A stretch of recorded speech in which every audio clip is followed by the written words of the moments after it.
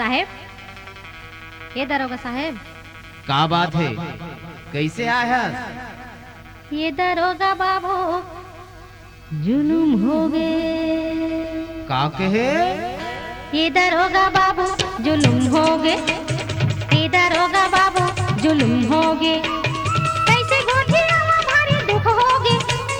कैसे गोठियावा भारी दुख हो गए। ये दरोगा बाबू जुलूम हो गए। ये दरोगा बाबू जुलूम हो गए।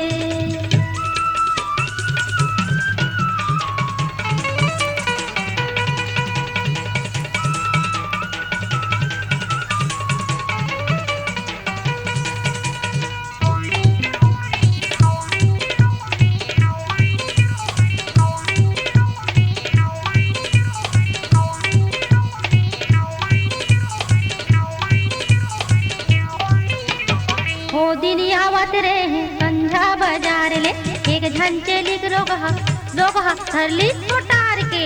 अते हिम्मत बरपेली है। हाँ, वो दिन आवत रहे संझा बाजार ले, एक झंचेलिक रोगहा धरली उतार के।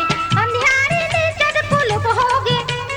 अंधियारे में जद कुलुप हो गे। ये दरोगा बाबू जुलूम हो गे। ये दरोगा बाबू जुलूम हो गे।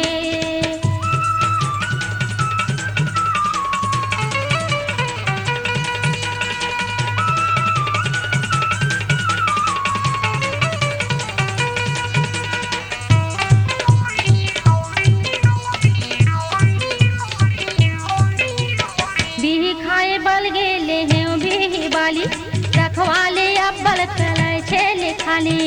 ऐसा चाल है रखवार के।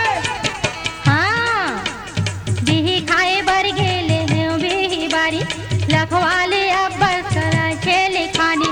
सुनायो चोर मोरा रुक होगे। सुनायो चोर मोरा रुक होगे। ये दरोगा बाबू जुलूम होगे। ये दरोगा बाबू जुलूम होगे।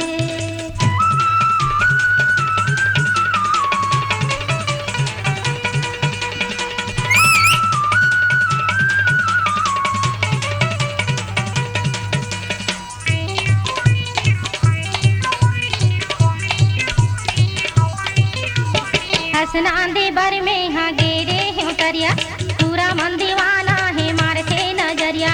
अरे सुंदर तो भलो बहुत दिखत हो। सार साहेब रंग रंग के गोठिया था। हसन आंधी बर में